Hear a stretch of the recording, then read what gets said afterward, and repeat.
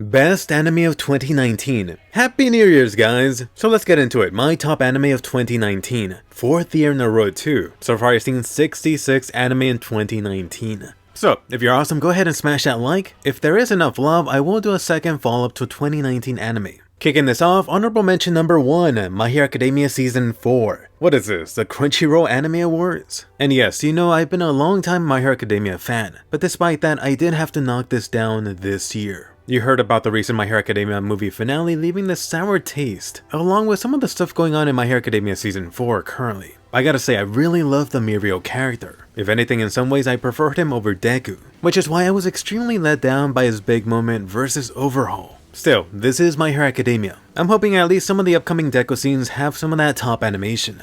Second honorable mention, Mob Psycho Season 2. If you love Mob's journey and development in Season 1, you're gonna get more of that here, almost a conclusion to that. Personally, it does feel like this anime is extremely overhyped nowadays, but it still is worth experiencing. This is coming from a long-term manga reader, by the way. Honorable mention number 3, Isekai Quartet. Rezero, Konosuba, Overlord, and Tanya mixed into one. I really can't think of a single thing not to love about this anime. Maybe the short runtime. Any fan of those Isekai anime got this small appetizer, hopefully until the sequel anime comes out. Definitely the standout for me here was a Konosuba cast. I mean, who doesn't just love the screeching aqua?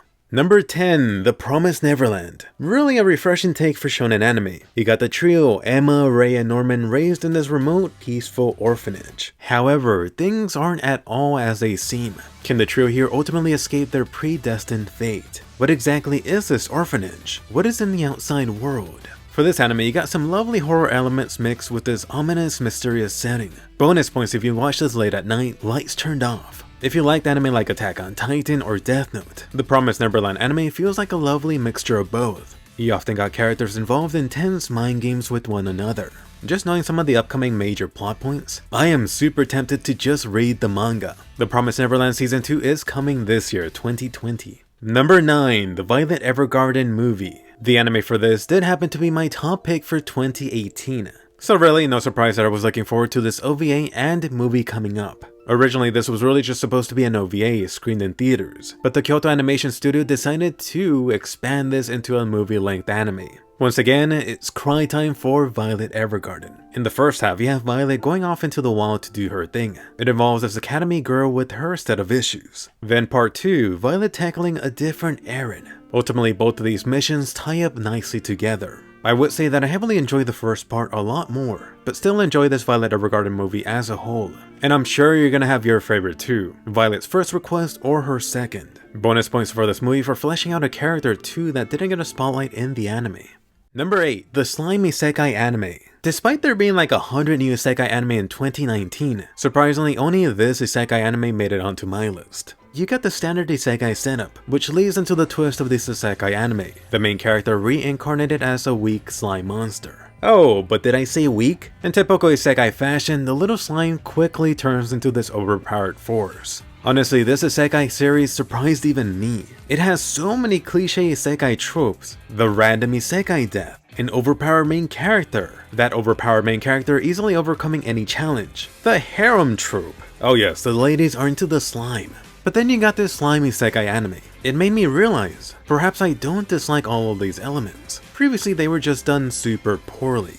This anime as a whole is pretty much a world-building slice of life Isekai anime. Huge credit for the series making you care for practically every single character introduced, including any villain figure. I am definitely looking forward to season 2 coming up. Number 7, Dr. Stone. Trust me, you know how much I enjoy the action-filled shonen, but now with Dr. Stone you're getting a more scientific take on shonen anime.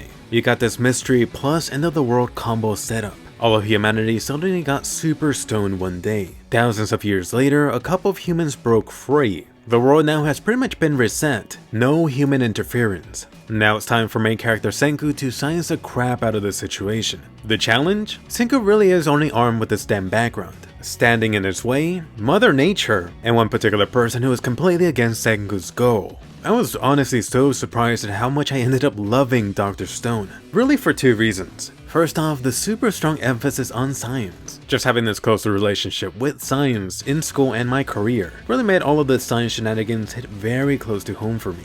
And 2, I was totally surprised at how hard this anime hit me when it came to Senku and his father. Out of nowhere, a couple of episodes simply destroyed me, once again hitting close to the heart involving science and my own father. As a whole here, the science aspect combined with Senku's journey feels extremely inspiring. That said, early on there are some pretty major-ish issues for me. Either way, I need Dr. Stone Season 2 right now. I might just start the manga.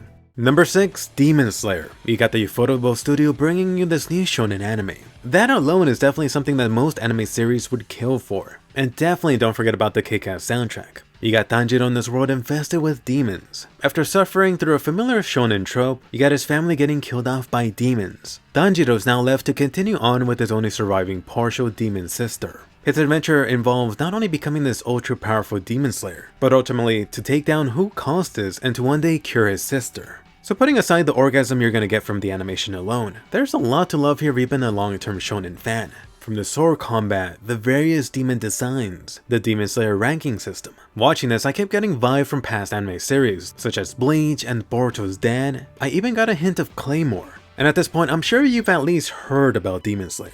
Surely every anime fan has. I mean, I feel like it's heading towards the point of becoming super overhyped, similar to what has happened to My Hero Academia. If anything, I'm predicting it'll be this year's My Hero Academia for the Crunchyroll Anime Awards. And no, Funimation is definitely not anime of the decade by any means, but still worth watching.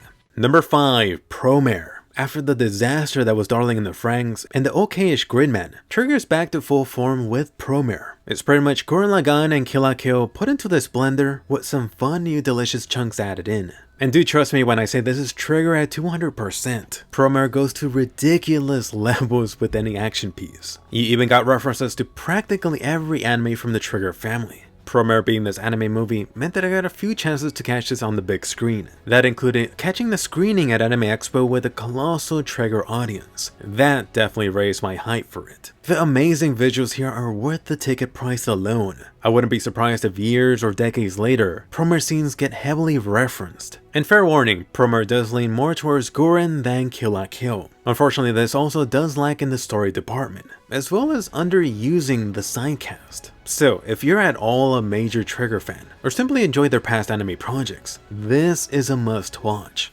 Number 4, Weathering with You, which is Shinkai's follow-up to his colossal hit Kimi no Na wa. Instead of this incoming space disaster, you got something more down to earth, the rain. There's so much rain here in Japan, which is something that I had to get used to since moving here. Naturally, all of these rainstorms and sunshine really just give Shinkai wide ranges for amazing visuals. If you're a fan of these elements, you will love a lot of the animation pieces in Weathering with You. That alone is worth the experience. By the way, were any of you blue-balled by the Kimi no Na wa ending? If so, you will be happy to hear that Weathering with You is much more of a love story. The two little lovebirds here actually spend a good chunk of screen time together. But does that mean a happy ending? I will mention Shinkai did hint at the ending here being potentially controversial. I think it'll be controversial for a different reason. It'll really be Kimi no Na wa versus Weathering with You, which I really hope doesn't divide the fanbase. You can enjoy both, like I did. There really will be so many comparisons to Kimi no Na wa. Shinkai himself actually does do that on purpose by including some Kimi no Na wa references in this movie. And I know Weathering with You is barely coming out in 2020 for some places. Definitely a strong recommendation from me.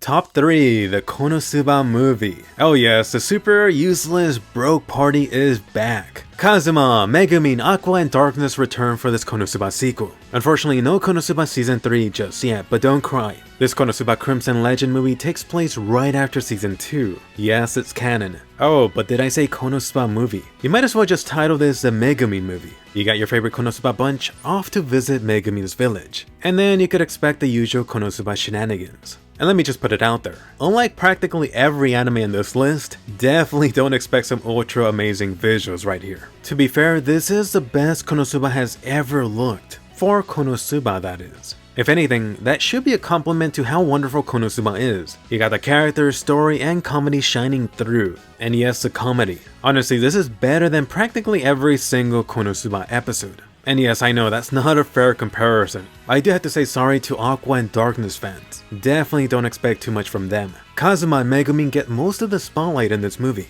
In case you are wondering about Konosuba Season 3 or other Konosuba spin-offs, let's just say this Konosuba movie has a ton of teases.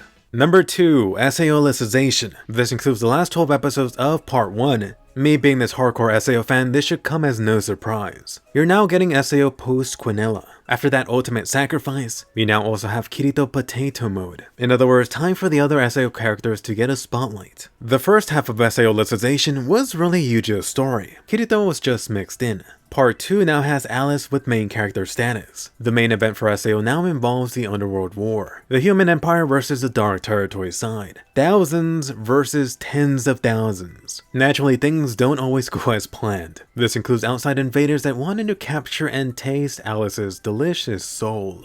Personally, I did come into SAO Alicization as an SAO light novel reader. I'm sure you've heard about my own issues regarding cutout content for SAO Season 3 as a whole. Gradually, I think I've been coming to terms with it. It just seems like this is an unavoidable problem that most light novel anime face. Other popular Isekai anime like Rezero and Konosuba definitely faced a similar challenge. That said, I did get an overall better experience compared to the first half of SAO Season 3. A huge bonus for me, it actually fixed several of the issues I had when reading this part of the SAO story. Here's hoping more SAO fixes are coming, and animation-wise, hopefully they're able to continue this up until the very end. There's so much potential for gorgeous visuals coming up. Number 1, Attack on Titan Season 3 Part 2. Freaking finally. Eren, Mikasa, Levi, and friends all made it to that damn basement. For you, it only took like half a decade later to watch it in the anime. Now the story has been changed forever. The colossal mystery of the Titans has been revealed. Unfortunately, all of this did come with a heavy toll. Not to mention certain characters changed forever, especially Mr. Eren Yeager. Or would that be Mr. Freedom? Whatever happened to that raging little boy? And really, at this point, it feels like Attack on Titan doesn't need even more praising from me. I'm sure you've already heard some people calling this a masterpiece of an anime, one that'll surely be a classic down the line. Naturally, I'm extremely biased for the Attack on Titan anime and series as a whole. That said, I am keeping my fingers crossed that Attack on Titan could actually make the landing for the Attack on Titan finale. I'm predicting Attack on Titan will be remembered in 2 distinct parts. Attack on Titan Part 1, Eren witnessing the Colossal Titan smashing Wall Maria, up until Eren, Mikasa, and friends reach the ocean, which I would say this part is actually close to that masterpiece term that a lot of you like to throw around. Attack on Titan Part 2, the events coming up with Attack on Titan Season 4 post time skip. Upcoming is a lot of great development, potentially stuff better than anything in Attack on Titan Part 1. I don't think that's an overstatement. And yes, I do have more than a couple of issues. Here's hoping that Attack on Titan does not devolve into anything resembling Game of Thrones Season 8. Attack on Titan will be ending in 2020, so let's put our trust in Isayama.